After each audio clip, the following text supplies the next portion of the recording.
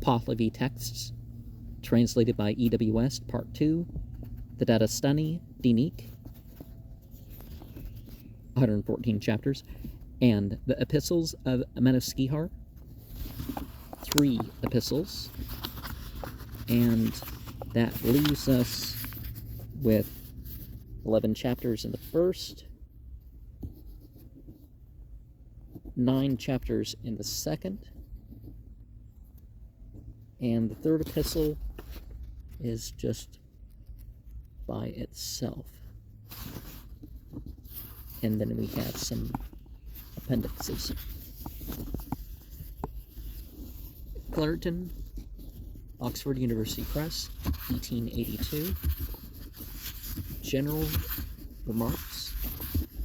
The Pahlavi texts selected for translation in this volume are distinguished from all others by the peculiarity that both the name and station of their author and the time in which he lived are distinctly recorded. His name is Menoskihar, son of Yudanyim, or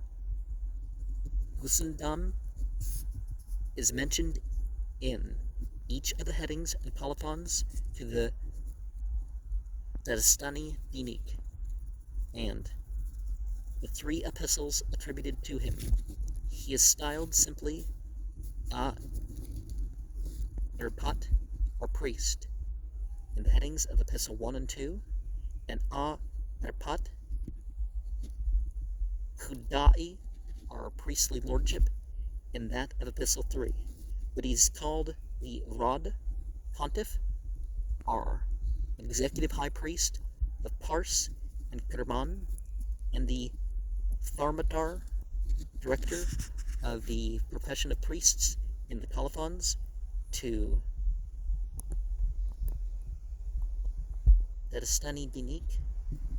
and Epistle 2. And we learn from Dadastani Dinik 45 verse 5 that Tharmadar was also the Tesupai, our leader of the religion, the supreme high priest of the Mazda worshipping faith. Well, they obviously weren't the only to worship Mazda, they were just the ones using the name. People get all bent out of shape of that sort of thing. Ooh, Allah, or Mazda, or Bhagavan didn't exist before. It's like, it's a word for something that, was mentioned before. Regarding his family, we learn from Epistle 1, 3, 10, and 7:5 that his father, Yudanyim, son of Shahpuhar, had been the leader of the religion before him, and his own succession to this dignity indicates that he was the eldest surviving son of his father, who in his declining years seems to have been assisted by his advice. Epistle 1, 3:11. We also learn from the heading of his second epistle that Zadsparam was his brother, and this is confirmed by the language used in Epistle 2, 6, 1, 9, 6, and by Zadsparam being a son of the same father, Epistle 1, heading 3, 2, that he was a younger brother appears from the general tone of authority over him adopted by Menoskihar in his epistles. Shortly before these epistles were written, Zadsparam appears to have been at Sarax, Epistle 1, 5, 3, in the extreme northeast of Khorasan, where he probably came in contact with the Tugazguz, Epistle 2, 1, 12, and adopted some of their heretical opinions, and whence he may have traveled through Nev Shahpuhar, Epistle 2, 1, 2, note, and Shiraz, Epistle 2, 5, 3, and 4, on his way to Sirikhan to take up his appointment as High Priest of the South. Epistle 1, heading 2, 1, 4, 597181 Zadsparum 10. Soon after his arrival at Sirkon, he issued a decree regarding the ceremonies of purification, which led to complaints from the people of that place, and compelled his brother to interfere by writing epistles threatening him with deprivation of office. Epistle 1, 11:7, and the fate of a heretic, Epistle 2, 8, 2 and 3, 3, 17 to 19,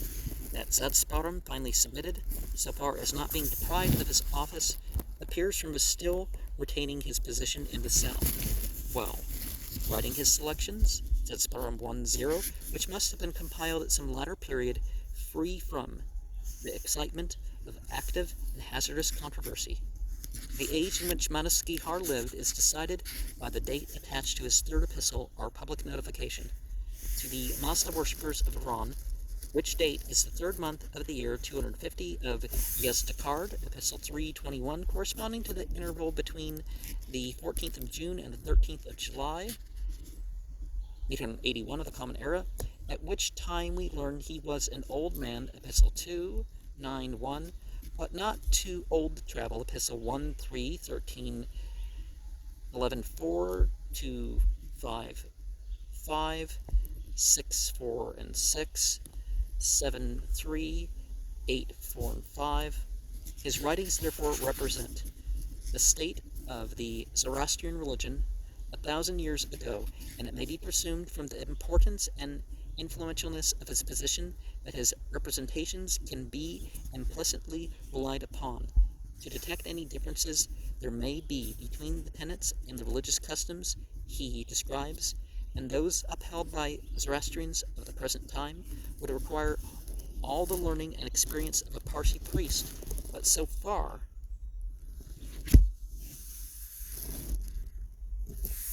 as a European can judge from these writings and his own limited knowledge of existing religious customs among the Parsis, the change has been less than in any other form of religion during the same period. And I think of this kind of like a Doctrine and Covenants or Book of Commandments sort of thing. I was raised LDS, and I'm getting the impression that this is this sort of thing. And flipping through, it seems like an easier read. The manuscripts containing the writings of Manaskhihar are of two classes. One represented in Europe by the Codex number 35 of the collection of Avesta and Pahlavi manuscripts in the University Library at Copenhagen. The other represented by number 14 of the Haug collection of similar manuscripts in the State Library at Munich, which two manuscripts are called K35 and M14 respectively in this volume. In the former of these classes, represented by K35, the Datastani Dinik occupies the central third of the codex, being preceded by a nearly equal extent of other miscellaneous religious writings, or rather later date, resembling a Pahlavi Brevayat, and being followed by a third series of similar writings about the same age and extent as the Datastani Dinik, which includes the epistles of Manaskhihar and the selections of Zadsparum. In the latter class of manuscripts, from which M14 is descended, the text of the Datastani Dinik contains many variations from that of the former class, as if it had been revised by someone whose knowledge of Pahlavi was insufficient to decipher difficult passages, and who had freely exercised his editorial license in altering and mutilating the text to suit his own limited comprehension of it. And I may summarize and comment, but I'm very careful not to claim to authoritatively be rewriting the scripture of any group, even if I know it was priestly compiled.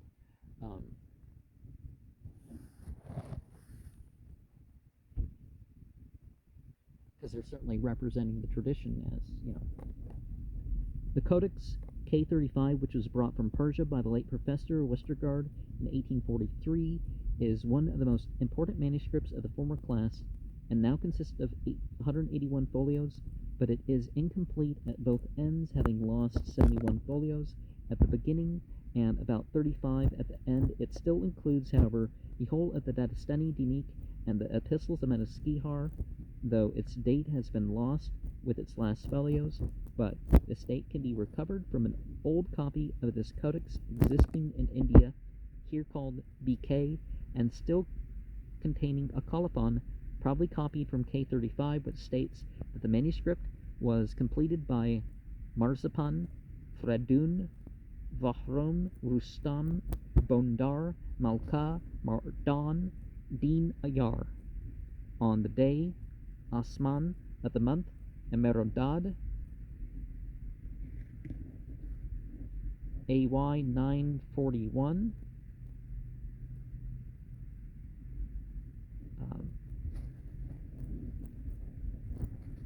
It's close to the Hijra date, but it's not quite. I don't remember. They explained it somewhere in one of the previous introductions. 19th of March, 1572. In the district of Dahikan, in the land of Kerman, the end of this colophon is lost with the last folio of BK, which renders it possible that the last folio contained the further colophon of this copy. That BK is descended from K35 is provided by its containing several false readings which are clearly due to misshapen letters and accidental marks in K35, and that it was copied directly from that codex is proved by the last words of 32 of its pages being marked with interlined circles in K35, which circles must have been the copyist's marks for finding his place when beginning a fresh page after turning over his folios. This copy of K35 has lost many of its folios in various parts, but most of the missing text has been recently restored from the modern manuscript J, mentioned below. There are still, however, 11 folios of text missing.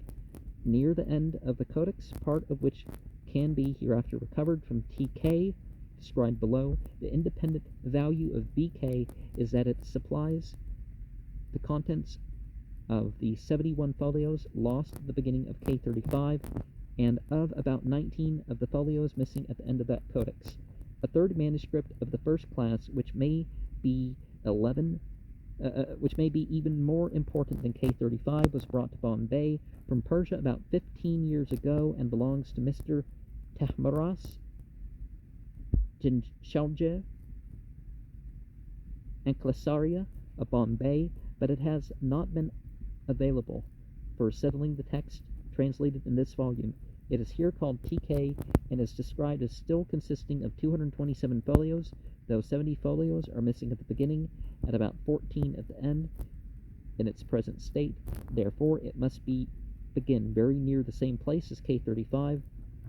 but it extends much further so as even to supply nearly half the contents of the 11 folios missing from BK. It does not, however, include the contents of the last 3 folios from BK, according to a colophon appended in this manuscript, the sayings of Zadsparam, the son of Eudonium, about the formation of men out of body, life, and soul. See Zadsparam 1110 in its note. The copy of these sayings was written by Gopatsha, Rustam, Mandar, Malka, Mardan, in the land of Kerman. This Gopatsha was evidently a brother of Vahron, the grandfather of the Marzapan, who wrote the colophon found in BK and supposed to have been copied from K35. See page 1516. If, therefore, this colophon in TK has not been copied from some older manuscript, it would indicate that TK is 2 generations older than K35.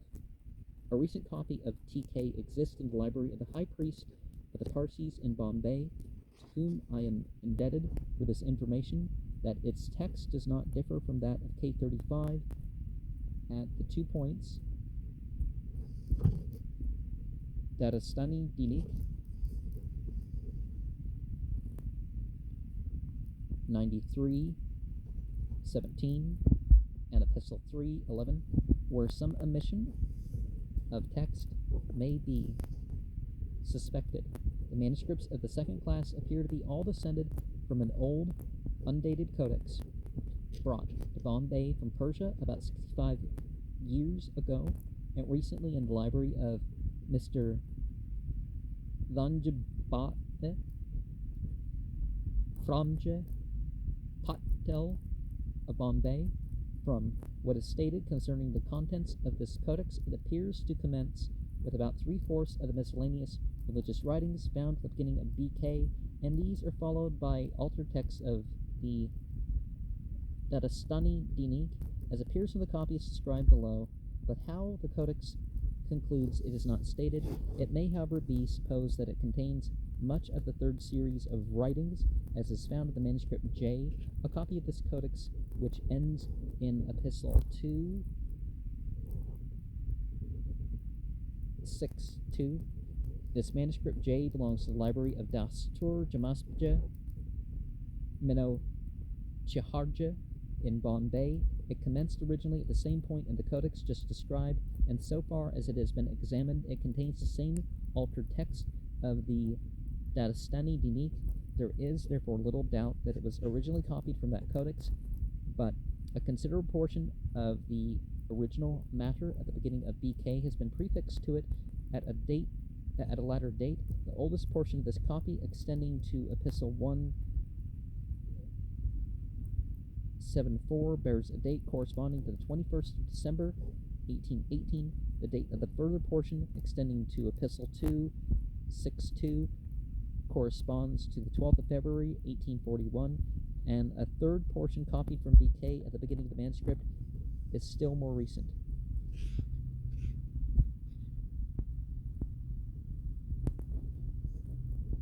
Another copy of this codex, or of the Dadastani Dinik contained in it, exists in the library of the High Priest of the Parsis in Bombay, and from this copy, the text of the Dadastani Dinik contained in M14 was transcribed. This latter manuscript consists of 2 volumes written in 1865 and 1868 respectively, the first volume containing chapter 1, verse 1 to 37, verse 9, and the second volume, chapters 36:1 and 94:15 of the altered text of the Dadastani Dinik. Other copies of the Dadastani Dinik which have not been examined are to be found in India, but unless descended from other manuscripts than K35 and the above-mentioned codex, recently belonging to Mr. Thanjabate Framje, they would be of no further use for settling the text. Of the manuscripts above described, the following have been available for the translation of this volume: K35 for the whole of Dadastani Dinik, and epistles M14 for the whole of the Dadastani Dinik alone, BK for Dadastani Dinik 1:1 to 6:3, 10:2 to 14:3, 88:9 to 94:15. The whole of the epistles, the legend about the soul of Kerasask, page 373 to 381, and the extracts from the Pahlavi Rabayat in these codices relating to Kvatuk Das, see page 415 to 423, and J for Dadastani Dinik 1:1 to 39:10, 88:9 to 89:1, 91:7 to 94:15, Epistle 1:1:1 to 2:9:7, the legend about Kersasp, and the extracts relating to Kvatukdas. Other manuscripts used for the remaining extracts, translated in the appendix, will be mentioned in 4 of this introduction. The existence of 2 versions of the text of the Dadastani Dinik would have been a source of much perplexity to the translator, had it not been soon apparent that the version represented by M14 was merely a revision of that in K35, attempted by some editor who would have found much difficulty in understanding the involved phraseology of that of Skihar. There are undoubtedly some corrupt words and passages in K35 where the revised version may be followed with advantage, but 9/10 of the alterations introduced by the reviser are wholly unnecessary, and in many cases they are quite inconsistent with the context. Under these circumstances, it has been the duty of the translator to follow the text as given in K35 wherever it is not wholly unintelligible after prolonged study, to note all deviations from the translation from that text, which are usually small, and merely to mention the variations of the revised text so far as they are intelligible in the notes. The writings of Manasquihar are certainly difficult to translate, not only from the involved and obscure style he affects, but also from the numerous compound epithets he uses, which are not easy either to understand with certainty or to express clearly in English. The only other Pahlavi writings that approach them in difficulty are those of his brother Zoroastrianism and those of the author of the third book of the Dean card, who seems to have been a contemporary writer to a certain extent. Therefore, an involved style of writing may have been a failing of the age in which he lived, and his works being an epistolary and hortatory character would naturally be more abstruse and idiomatic than simple narrative, but much of the obscurity of his style must still be attributed to his own want of clear arrangement of thought and inadequate, though wordy expression of ideas, the usual sources of all obscure and rambling writing. When, to the difficulty of tracing the thread of an argument through the involved obscurity of the text is added the perplexity occasioned by the ambiguity of many Pahlavi words, it can be readily understood that no translation is likely to be even approximately accurate unless it be as literal as possible. The translator has to avoid enough pitfalls in the shape of false constructions and incorrect readings without risking the innumerable sources of error offered by the alluring bypaths of free translation. If therefore the reader should sometimes be met with strange idioms or uncouth phrases, he must attribute them to a straining after correctness of translation, however little that correctness may be really attained. Well, uncouth, well, it may have been okay for them, but in the West we don't speak that way or something, right? Well, not now. For the purpose of more effectually keeping a curb upon the imagination of the translator and indicating where he has been compelled to introduce his own ideas, all words not expressed or fully understood in the original text are italicized in the translation. Occasionally, also, the original word is appended to its translation, where either the reading or meaning adopted is unusual, or where a scholar might wish to know the particular Pahlavi word translated. Some endeavor has likewise been made to induce greater precision than has hitherto been attempted in the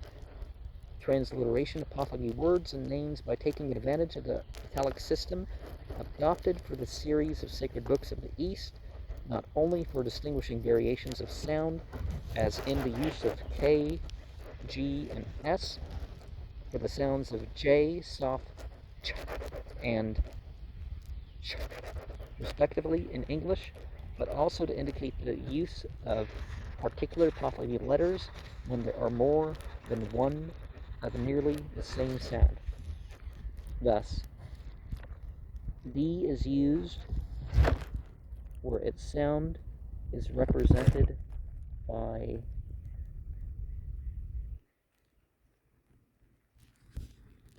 T, L, and R, where they are represented by N, V, U,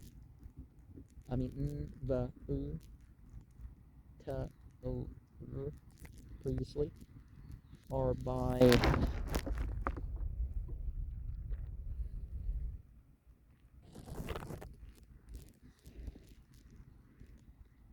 O, V, Z, where they are represented by K and Z, where those letters are represented by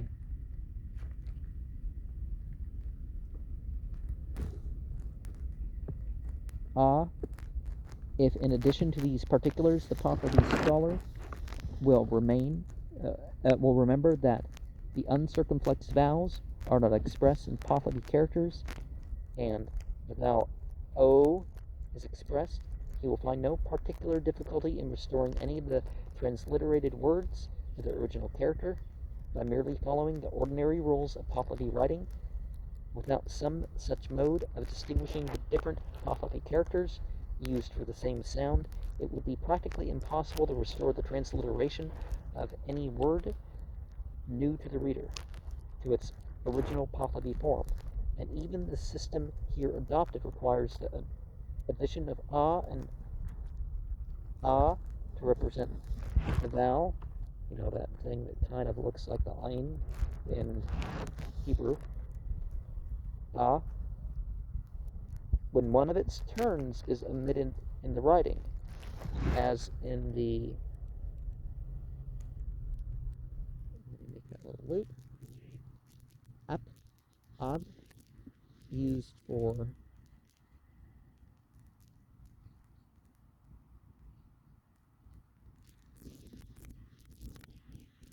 up, off, almost like it's a dragon or something. Adin, used for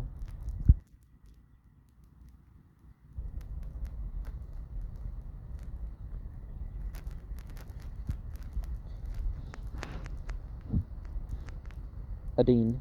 and so on, and of ja or t to represent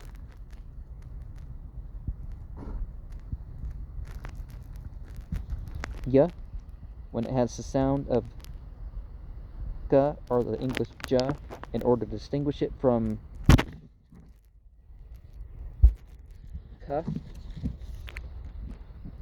the sound. It would be practically impossible to restore the transliteration of any word new to the reader to its original Pahlavi form,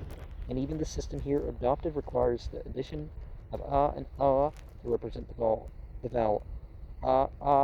when one of its turns is omitted in writing, as an up, ad, used for up, af, adin, used for adin, and so on, and a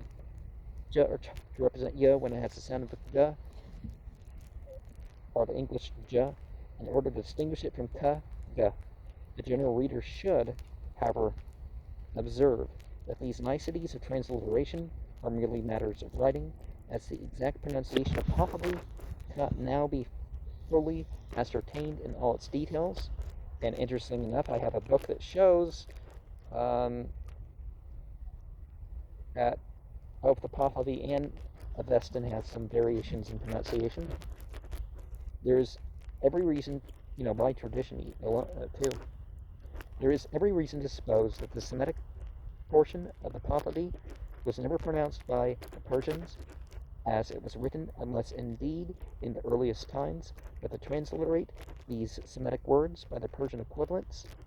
as the Persians certainly pronounced them, would produce a Pazan text instead of a Pahlavi one. If therefore we really want the transliteration to represent the Pahlavi text correctly, we must transliterate the Semitic words as they are written without reference to the mode in which we suppose that the Persians used to read them.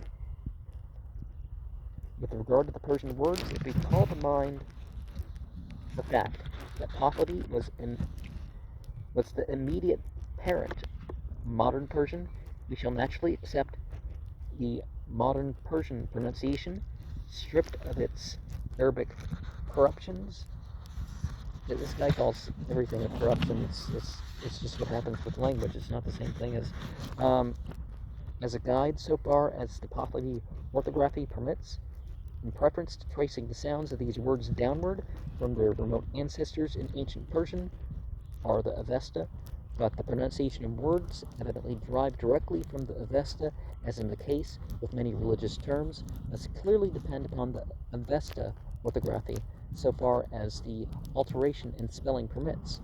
These are the general rules here adopted, but many uncertainties arise in their practical application, which have to be settled in a somewhat arbitrary manner. manner.